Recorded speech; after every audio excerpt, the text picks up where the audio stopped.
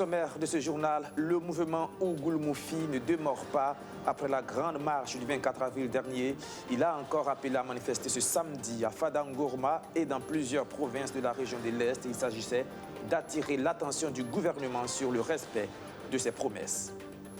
Pour la CAMEG, c'est une distinction qui vient couronner plusieurs années d'efforts de gestion. La centrale d'achat des médicaments essentiels génériques et des consommables médicaux vient d'être certifiée à la norme ISO 9001-2015. Un cap important franchi, cela d'autant plus que la CAMEG est la première dans ce secteur à obtenir cette certification en Afrique de l'Ouest. Et puis, la Croix-Rouge burkinabé célèbre ses 60 ans d'existence, 6 décennies au service de la dignité humaine, commémorée en présence du chef de l'État sous le thème 60 ans d'action humanitaire, renforcer les acquis et relever les nouveaux défis. Bonsoir et bienvenue. 4 mois après la grande mobilisation pour dénoncer, disent-ils, le retard accusé par la région de l'Est dans les réalisations socio-infrastructurelles, le mouvement Ougoul Moufi remet le couvert. Comme vous pouvez le voir sur ces images, ce 31 juillet, plusieurs manifestants ont marché à Fadangorma et dans plusieurs provinces. Objectif, rappeler au gouvernement ses engagements, les engagements pris lors de la première manifestation. On écoute une manifestante. C'est juste un rappel pour les promesses faites il y a 3 mois de cela au niveau du président du Faso à notre égard, à l'égard de la région de l'Est. Il y a 3 mois de cela, nous avions eu une plateforme revendicative sur laquelle nous avions 4 points, notamment la sécurité, et la question du GHR, la question du phosphate et aussi les routes.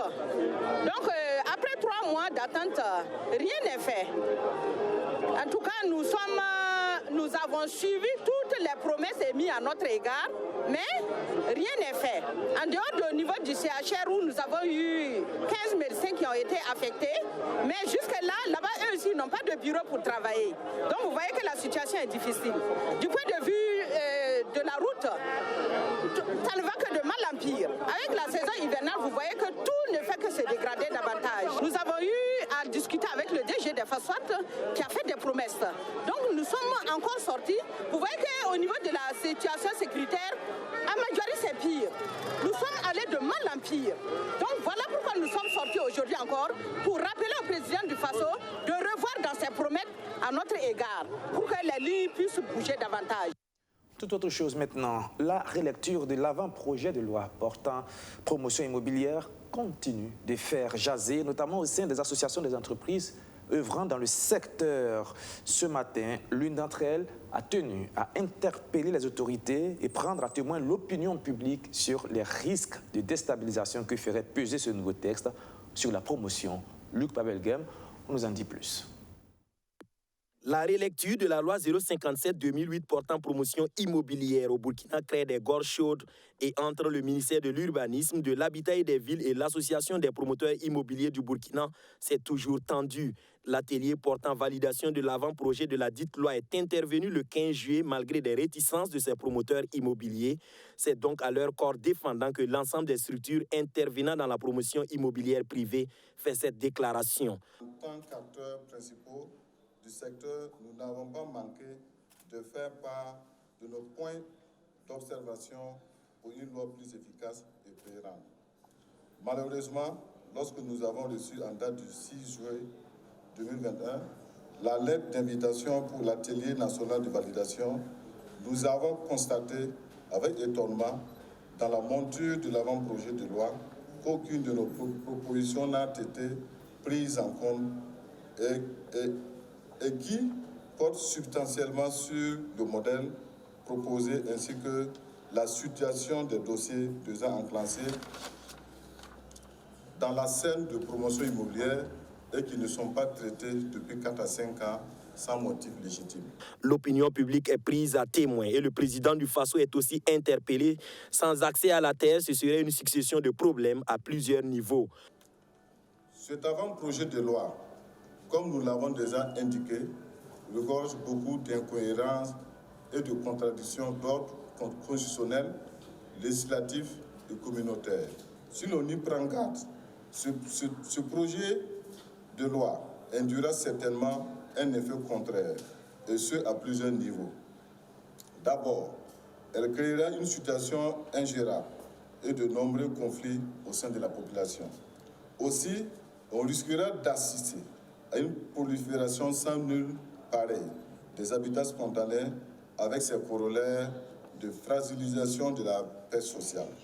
C'était l'objet de la réunion de ce matin dans un esprit patriotique pour la meilleure information possible de l'opinion nationale. Nous ne sommes pas hostiles à l'idée de réforme seulement. Nous militons pour une réforme juste et équitable, sans restriction des droits acquis. La déclaration de l'Association des promoteurs immobiliers du Burkina est issue de la rencontre de ce 31 juillet et elle vise à éviter au pays une crise sociale et économique de l'avis de ses promoteurs. Il est bien loin, le temps où la CAMEG était plongée dans une profonde crise qui menaçait même son existence.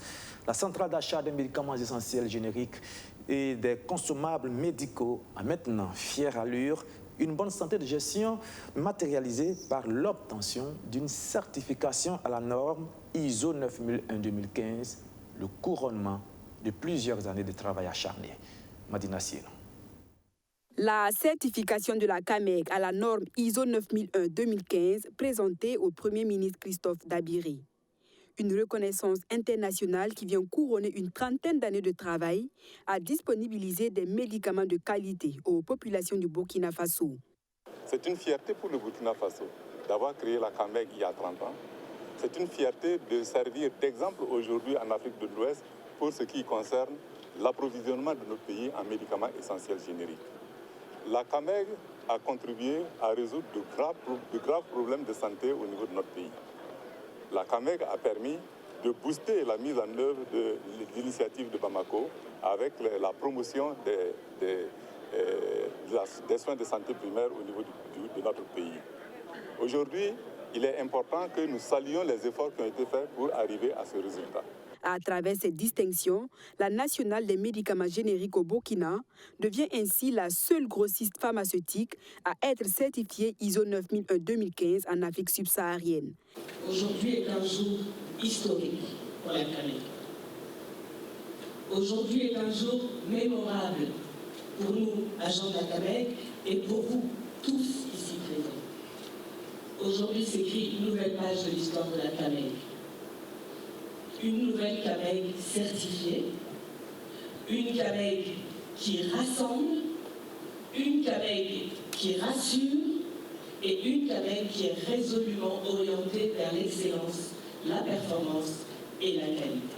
Si la performance de la CAMEG est saluée aujourd'hui au niveau international, c'est grâce à la bonne collaboration entre la CAMEG et ses partenaires techniques et financiers selon le ministre de la Santé. Nous en sommes très fiers aujourd'hui de cette CAMEG. Nous sommes fiers de son personnel et nous sommes fiers de tous nos partenaires techniques et financiers qui ont accompagné la CAMEG depuis sa naissance et aussi durant toute l'élaboration de la procédure pour obtenir cette certification. Toutes nos admirations à tous les détenteurs d'enjeux qui font de la CAMEG ce qu'elle est aujourd'hui et qui permet à la CAMEG de faire des performances pour accompagner le ministère de la Santé afin que nous puissions offrir des soins de qualité avec des médicaments de qualité accessibles et à moindre coût. Le Premier ministre Christophe Dabiri fait partie des pionniers qui ont créé la CAMEG en mai 1992. Pour lui rendre hommage, la salle de conférence de l'institution, inaugurée ce 30 juillet, porte désormais le nom de Christophe Dabiri. Vous ne le savez peut-être pas, mais la Croix-Rouge burkinabé a 60 ans d'existence. Un jubilé de diamants célébré ce 31 juillet en présence du chef de l'État. Comme vous pouvez le voir sur ces images, le président du Faso, par ailleurs président d'honneur de la Croix-Rouge, a dit toute son admiration et sa reconnaissance à toute l'équipe pour le travail remarquable abattu dans l'humanitaire, tout en appelant le personnel et les bénévoles de cette organisation à redoubler d'ardeur face aux nouveaux défis du moment. On écoute Rokma Christian Kaboré. Aujourd'hui, il est important que je vienne encourager, féliciter la Croix-Rouge pour l'ensemble du travail je dirais qu'elle fait depuis quasiment 60 ans. C'est un des défis importants. Ça a commencé petitement et comme vous savez, le monde évolue, les difficultés aussi. Donc, il est évident que chaque jour, il faut se renouveler pour faire face aux nouveaux défis. Alors, donc, de ce point de vue-là, je suis venu là pour témoigner toute ma reconnaissance au personnel et aux volontaires, parce qu'ils font un travail sans retour. Ils font un travail dans l'intérêt, dans l'amour du prochain. Et je pense que cela est important, que nous nous mettions en tête que nous avons tous, chacun à son niveau, un rôle à jouer dans ce sens. Donc voilà ce que je suis venu dire, et également encourager toujours à la réflexion pour voir comment nous allons continuer à faire face aux défis qui nous attendent, je dirais, devant encore. Un 60e anniversaire que la Croix-Rouge burkinabé a placé sous le thème 60 ans d'action humanitaire, renforcer les acquis et relever les nouveaux défis. Et justement, pour marquer le coup, une séance de sensibilisation sur les gestes qui sauvent a été organisée au Grand Marché de Ouagadougou. Amadou Diko, Arsène Kanditamde, compte rendu. Rodwoko, Grand Marché de Ouagadougou. Les commerçants participent à une séance de sensibilisation sur les gestes qui sauvent. La Croix-Rouge lance ainsi les activités du 60e anniversaire de son existence au Burkina Faso. Nous sommes dans la joie de célébrer 60 ans et nous sommes honorés par la présence et le soutien des autorités puisque nous sommes des auxiliaires des pouvoirs publics. Et nous saisissons l'opportunité de cette célébration pour dérouler un certain nombre d'activités. Des activités qui vont contribuer d'abord à sensibiliser les populations autour de nous sur le rôle de la Croix-Rouge, sur ce que la Croix-Rouge sait faire et sur ce que la Croix-Rouge peut faire en termes d'assistance lorsque les populations vulnérables sont en détresse. Dans ce contexte de crise sécuritaire, avec son lot de déplacés internes, la Croix-Rouge reste aux côtés du Burkina Faso, malgré les risques pour l'institution. Le département en charge de l'action humanitaire reconnaît et salue l'immense contribution. La Croix-Rouge burkinabé étant un auxiliaire des pouvoirs publics, a été reconnu par le gouvernement du Burkina Faso, la Haute-Volta en Soudan depuis 1962. Organiser ces 60 ans, c'est toute une fierté pour notre pays, particulièrement pour le ministère en charge de l'action humanitaire, porte-voix du gouvernement dans le domaine de l'humanitaire. C'est dans ce sens que Madame la ministre étant empêchée, nous a chargé de livrer un mot d'encouragement, de soutien à cette organisation qui est une des plus grandes structures d'intervention dans le domaine de l'humanitaire. Et c'était aussi des lieux de rendre un vibrant hommage à tous les dévanciers qui ont en tout cas été les pionniers à mettre les jalons d'une telle grande organisation dont nous bénéficions aujourd'hui. 60 ans d'action humanitaire, renforcer les acquis et relever les nouveaux défis. C'est sous ce thème que se tiennent les activités commémoratives de l'an 60 de la Croix-Rouge burkinabé. Débutée le 27 juillet dernier, elle se poursuit jusqu'au 31 juillet 2021 sur toute l'étendue du territoire national. Ils sont au nombre de 29 conseillers représentant le gouvernement, le patronat ou encore les organisations syndicales qui viennent étoffer les rangs du HCDS. Ils ont été officiellement installés dans leurs fonctions en début de semaine. Luc Pavelgem. À l'entame de sa deuxième mandature, le Haut Conseil du dialogue social installe officiellement ses conseillers. 8 nouveaux conseillers font leur entrée au sein de la structure chargée de prévenir et de résoudre les conflits entre travailleurs, employés et États au Burkina Faso. Ils sont au total 29 conseillers, dont 10 représentant le gouvernement, 10 le patronat et 9 les travailleurs, à composer le Haut Conseil du dialogue social pour les 3 prochaines années. Depuis la nomination, la reconduction d'un ensemble de candidats, de conseillers, le Haut Conseil, en tant qu'institution, n'a pas été installé officiellement. Il fallait donc qu'il y ait cette cérémonie pour installer les conseillers afin qu'on démarre effectivement les travaux par la première session. La mission, comme on a dit, en fait, là, c'est la mission du Haut Conseil du dialogue social de l'institution. C'est-à-dire la promotion du dialogue social, le règlement de conflits, dans tous les domaines d'activité, y compris dans le domaine informel. C'est ça l'émission du Haut Conseil. Et les conseillers seront donc appelés à ça. L'installation officielle des conseillers du Haut Conseil du dialogue social est greffée à une session au cours de laquelle nouveaux et anciens conseillers vont réfléchir sur le thème « Le Haut Conseil du dialogue social et les réformes des politiques publiques en cours dans un contexte de réconciliation et de cohésion sociale ». Il y a un ensemble de thèmes sur lesquels on va travailler et qui se rapportent donc aux thèmes aux problèmes que le pays connaît, notamment le problème de la réconciliation, le problème du nouveau référentiel et les réformes dans le domaine éducatif. C'est autour de ces thèmes-là donc que nous allons nous réunir. Et à l'issue, on va faire des recommandations au gouvernement. Au titre de la première mandature du Haut Conseil du dialogue social, des acquis ont été engrangés. Les crises transporteurs fêtières, syndicats du BTP et État ont connu des interventions du Haut Conseil du dialogue social pour des sorties de crise. De même, nombre d'acteurs que sont les membres du gouvernement, les structures syndicales, les journalistes ont été formés sur la notion du dialogue social et les missions du Haut Conseil du dialogue social. On pourrait aussi la considérer comme une autre forme de dialogue social, mais aussi sécuritaire. Dans la région des Cascades, l'heure est à l'union des forces entre les chasseurs traditionnels communément appelés Dozo et les agents des eaux et forêts dans la lutte contre l'insécurité et la préservation des ressources forestières. Les deux entités se sont rencontrées en début de semaine à Banfora pour peaufiner leur stratégie. Wilfried Mabio.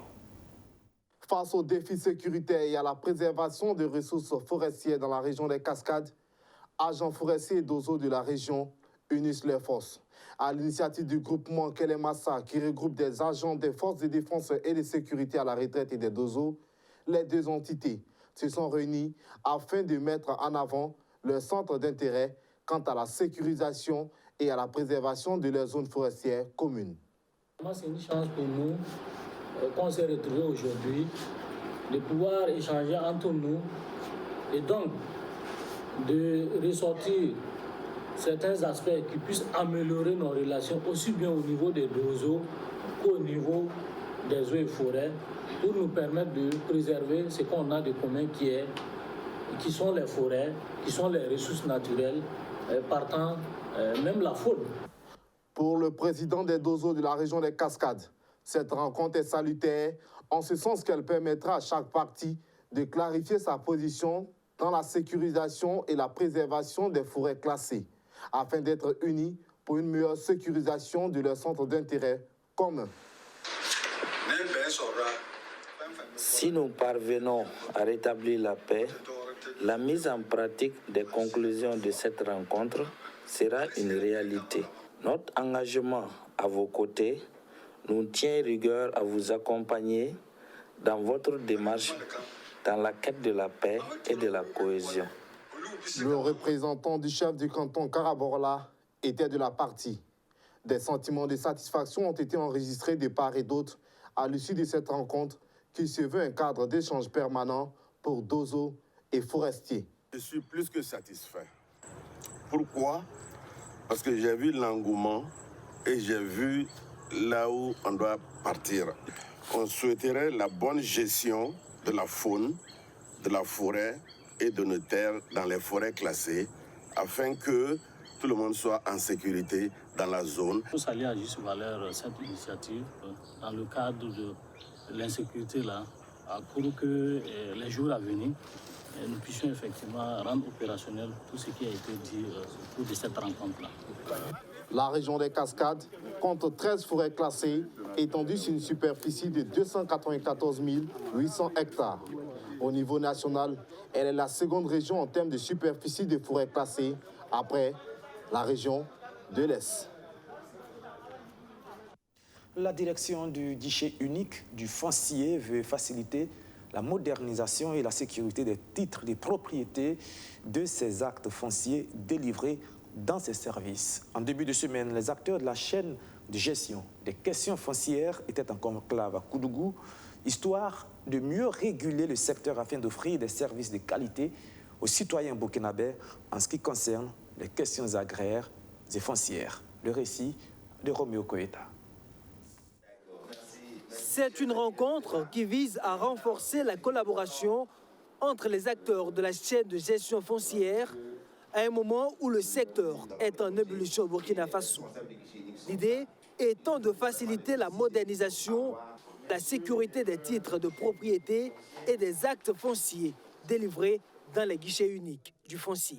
Nous voulons mettre un focus sur une difficulté majeure, c'est le contentieux lié au foncier que nous gérons au niveau des guichets uniques et les autres partenaires opérationnels qui sont les services des domaines, les mairies.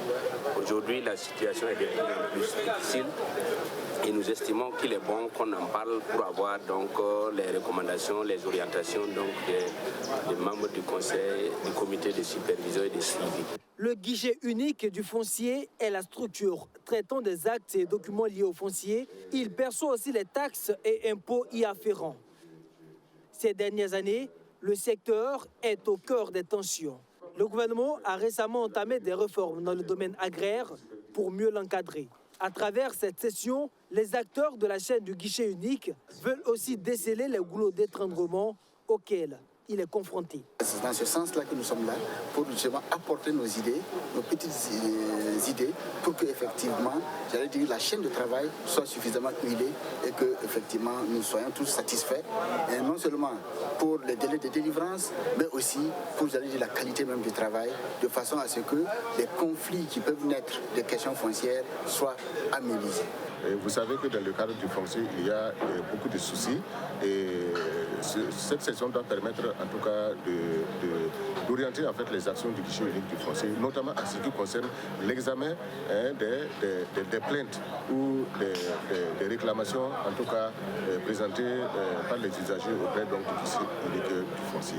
C'est une session qui connaît la participation des membres du cadre de concertation et les directions des guichets uniques du foncier, des recettes des domaines, de la publicité foncière et de la Direction générale des impôts qui nourrit beaucoup d'attentes de cette rencontre. Dans un tout autre registre, les assises nationales sur la fiscalité ont pris fin hier. L'objectif était d'améliorer le rendement de l'impôt en vue de financer les politiques de développement. Cette rencontre a permis pendant 2 jours aux acteurs de la finance de passer en revue le système fiscal au burkinabé. Après l'examen des acquis et des faiblesses de l'actuel système, les experts penchent pour une approche client vis-à-vis du contribuable afin d'obtenir son adhésion au paiement de l'impôt. Et pour ce faire, ils ont résolu de hisser le civisme fiscal au plus haut sommet de l'État. Archimède Boy. Inscrit le civisme fiscal dans le code électoral burkinabé. C'est la principale recommandation des experts de la finance au terme de ces assises nationales de la fiscalité. Ces acteurs veulent accroître les recettes de l'État en vue de financer le développement. Mais pour y arriver, il faut convaincre le citoyen sur la nécessité de payer l'impôt en donnant l'exemple au plus haut sommet de l'État. Vous avez vu des recommandations qui vont dans le sens d'instaurer plus de civisme fiscal en exigeant justement que tous ceux qui veulent se présenter à des mandats électifs puissent donc faire preuve donc, de civisme fiscal en montrant justement, en ayant donc patte blanche pour le dire sur en tout cas les questions fiscales. Et je pense que nous allons mettre en place rapidement, en tout cas en ce qui nous concerne au niveau du ministère des Finances, un comité pour pouvoir donc suivre la mise en œuvre de ces recommandations. La facture normalisée s'est invitée aussi au cœur de ces échanges. Un instrument mis en place par le gouvernement burkinabé pour lutter contre la fausse facturation qui impacte la mobilisation des ressources. Depuis son lancement en février 2017, ce système, qui a connu des difficultés dans sa mise en œuvre, connaîtra bientôt une orientation nouvelle. C'est que nous sommes en train d'avoir une autre expérience qui va passer à une facture informatisée. Et cela va véritablement nous permettre d'éviter, aujourd'hui c'est vrai qu'elle est faite, il y a toujours des insuffisances, mais lorsque nous allons passer à la facture informatisée, y compris la TVA, je pense que cela va permettre donc d'encourager et de maîtriser mieux la mobilisation des recettes. Donc c'est un processus que nous avons véritablement entamé et qui va se poursuivre naturellement. Les participants ont par ailleurs formulé d'autres recommandations. Il s'agit notamment de mener une étude scientifique sur les clauses de stabilité fiscale des sociétés minières et de remettre en cause les mesures fiscales dérogatoires octroyées en cas de fraude avérée. L'association Burkina Marketing and Sales Manager Club s'est donné pour mission de davantage exposer et faire vendre le pain traditionnel burkinabé, le Faso d'Afani. Et pour cela, elle a organisé la première édition de Marketing Sales and Day, ou la journée du marketing et des ventes. Une édition qui aborde la problématique de la mise en marché du pain traditionnel avec un point d'honneur sur la vente en ligne des produits. L'ouverture de l'édition 2021 du Marketing Sales and Day était intervenue ce vendredi. Benjamin Kwame y était. Le Faso d'Afani à l'honneur à la première édition du Marketing Sales and Day. Cousu avec différents motifs et modèles, il est mis en valeur par des mannequins devant un public impressionné. Le pain traditionnel, mais pas que. L'initiative du Burkina Marketing and Sales Manager Club met en avant d'abord tout ce qui est made in Burkina avec du consommant local, comme au credo. Pour la phase 2021, l'accent est mis sur tous les produits relatifs au textile, la vente, la visibilité et le profit. C'est ce que vise la journée du marketing et des ventes. Et nous avons décidé d'institutionnaliser un événement de manière annuelle pour pouvoir mettre en exergue un certain nombre de secteurs aussi. Donc cette année, Marketing and Sales Day porte sur tout ce qu'il y a sur le marketing et la vente, mais en collaboration donc avec le secteur donc du monde du textile et de la couture. Il y a des filières porteuses sur lesquelles on doit travailler. Une initiative qui entre en droite ligne avec les actions de promotion des produits locaux du ministère de l'Industrie, du Commerce et de l'Artisanat. Le département de Harouna Kaboré, en plus de soutenir l'initiative, ouvre son champ d'action sur d'autres filières porteuses. En tout cas, nous sommes disposés à accompagner, tant au niveau régional qu'au niveau international. Donc, les équipes sont mobilisées pour, en tout cas, donner l'expertise pour l'accompagnement des acteurs. Au niveau national, il y a également des manifestations commerciales qui sont organisées, au niveau régional comme au niveau de Ouagadougou, pour lesquelles les acteurs, en tout cas, veulent avoir un certain nombre d'informations. Et comment approcher les structures pour avoir la coopération technique, parce que nous, à notre niveau, comme il le dit, c'est le marketing social. Vous nous approchez, vous avez votre manifestation commerciale. S'il rentre dans le cadre, en tout cas, de la promotion des différents produits qui font partie des filières porteuses, nous sommes disponibles et nous sommes disposés à vous accompagner gratuitement. Des formations sur la technique de communication entre les acteurs et les médias, sur la labellisation et la promotion du textile et de l'habillement sont des activités menées à cette édition, de quoi donner satisfaction aux premiers acteurs. C'est un secteur qui est porteur, mais on a des difficultés, tout le monde le sait, c'est la formation et la stratégie de vente. Aujourd'hui, nous faisons des produits que nous ne pouvons pas écouler. Voilà, mais quand nous écoulons, c'est de façon, comme on va dire, avec quelques clients. Il faut forcément un accompagnement. Je pense que l'activité est la bienvenue. On va également aborder la question du digital, notamment à travers la réputation numérique, qui est très très important pour ces acteurs qui sont dans la mode, dans la création. À terme, les acteurs du monde du textile et de la couture devraient voir leur capacité renforcée pour que le métier pratiqué soit vu de manière élitiste. Et cette question maintenant, comment permettre au secteur du miel de l'Afrique de l'Ouest d'être de plus en plus compétitif sur le marché international? Eh bien, pour répondre à cette question, l'ABNorm a organisé un atelier d'information, de sensibilisation et de formation envers tous les acteurs intervenant dans ce processus de transformation et de production du miel en Afrique de l'Ouest. Reportage Majid Bakoua. Ils sont plus d'une quarantaine d'acteurs intervenant dans la production du miel, venus des 4 coins de la région des Hauts-Bassins. Réunis à Bobo du Lasso, ils renforcent leur capacité sur la norme nationale en matière de production du miel. Une initiative de l'ABNorm, l'agence burkinabé de normalisation de la métrologie et de la qualité. Objectif, permettre au miel made in Burkina d'accéder au marché international.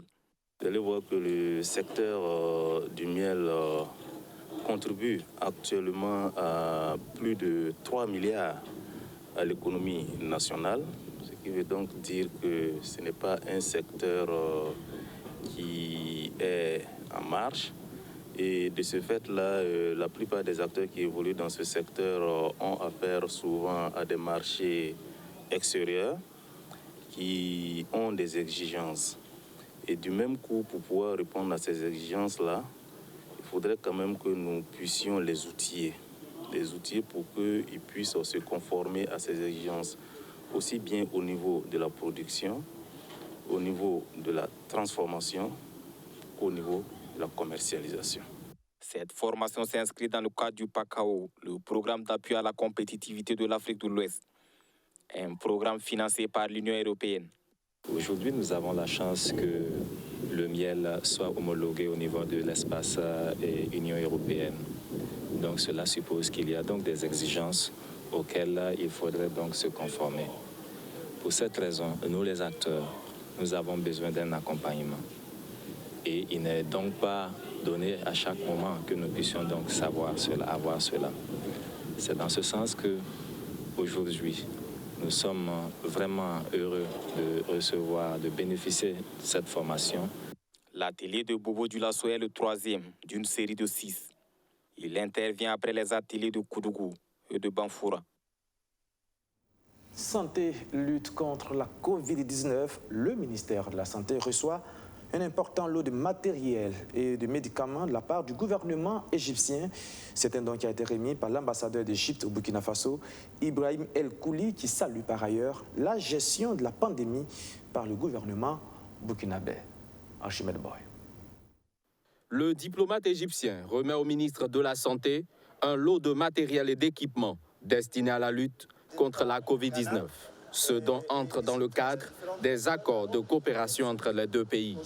Il est composé des médicaments, des consommables et aussi des oxyméters et tous les appareils qu'on peut utiliser pour traiter différentes maladies, surtout le Covid. Parce que l'Égypte regarde avec beaucoup d'administration la façon de la gestion du ministère de la Santé du Burkina Faso de la crise de la pandémie, qui est gérée avec beaucoup d'efficacité et avec beaucoup de transparence. Le ministre de la Santé promet une utilisation efficiente de ces équipements. Et vous pourrez constater sur le terrain que ces équipements ne vont pas dormir dans nos magasins, mais vont aller directement pour combler donc un gap qui existe au niveau des hôpitaux en termes de consommables, en termes d'équipements de réanimation. Et cela va donc soulager les hôpitaux en raison donc d'une situation difficile que connaît chaque hôpital depuis l'avènement de la Covid. Le Burkina Faso entretient des liens d'amitié et de coopération avec la République arabe d'Égypte depuis les années 70. Et ce don participe du renforcement de ces relations. Et nous terminons ce journal par ce geste de solidarité du président du CDP, Eddy Kamboïgo, un geste de solidarité matérialisé par un don d'ambulance pour les populations de la commune de Soudougui. Nous sommes dans la province de Koupélogo, voilà, qui viendra faciliter les évacuations sanitaires des malades dans cette zone du Burkina Faso. Reportage. C'est une ambulance médicalisée et opérationnelle que Eddy Kamboïgo, président du Congrès pour la démocratie et le progrès, offre aux populations de Soudougui dans le Koupélogo. Un ouf de soulagement pour cette commune éloignée de Ouarghaï, chef-lieu de la province. Le donateur répond ainsi à une doléance formulée en 2020 par des fils de la localité. Après requête des cadres de la province, notamment les deux professeurs Segda et Zombré, et également d'un autre cadre, Zongnaba, Gérard, que j'ai estimé bon de répondre positivement à leur requête pour que la commune assez reculée du chef-lieu puisse en avoir. Cette zone également en proie de menaces terroristes. Vous imaginez à certaines heures, si nous avons des malades qui veulent se déplacer pour rejoindre le CMA, ils n'ont pas de moyens de transport. Donc nous avons pris la décision de leur affecter ce véhicule-là en espérant qu'ils en feront, ça sera utile pour le CMA, ils en feront bon usage. Un an sépare la requête et la réaction. Les bénéficiaires ne s'y attendaient pas de sitôt. Alors, ils n'ont que des mots de gratitude et de reconnaissance à l'endroit de leurs bienfaiteurs. Je remercie sincèrement pour les effets et à l'ensemble de cette population de Soudigué, nous tenons à remercier encore de plus le président, M. Edi Kombego, président du Congrès pour la démocratie et le progrès CDP. La province du Koulpelgo est encore enclavée. Pas de route en bon état. Une situation à l'origine de nombreuses pannes des véhicules. Edi Kombego a alors insisté sur l'entretien de l'ambulance afin qu'il soit profitable le plus longtemps possible aux populations. Voilà, c'est la fin de ce journal. Merci de l'avoir suivi. Mais l'une des informations importantes de ces dernières 48 heures d'ordre musical, vous le savez, le célèbre guitariste antillais Jacob Devarieux, qui est le fondateur du groupe Kassav et qui a fait danser toute une génération d'Africains et de jeunes dans le monde entier, eh bien, a tiré sa révérence hier. Jacob Devarieux est décédé des suites de Covid-19. Il a voyagé partout dans le monde et fait connaître cette danse, cette musique qu'on appelle le zouk. Jacob Devarieux est parti.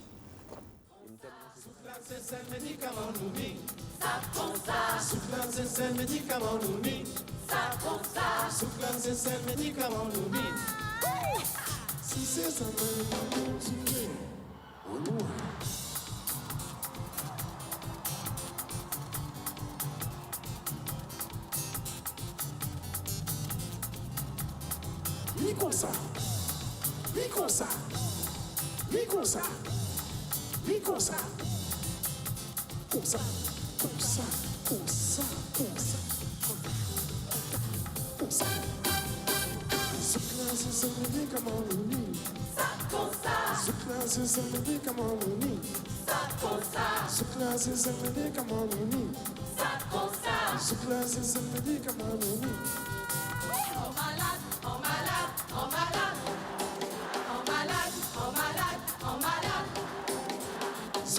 C'est le comme on dit. Ça comme ça.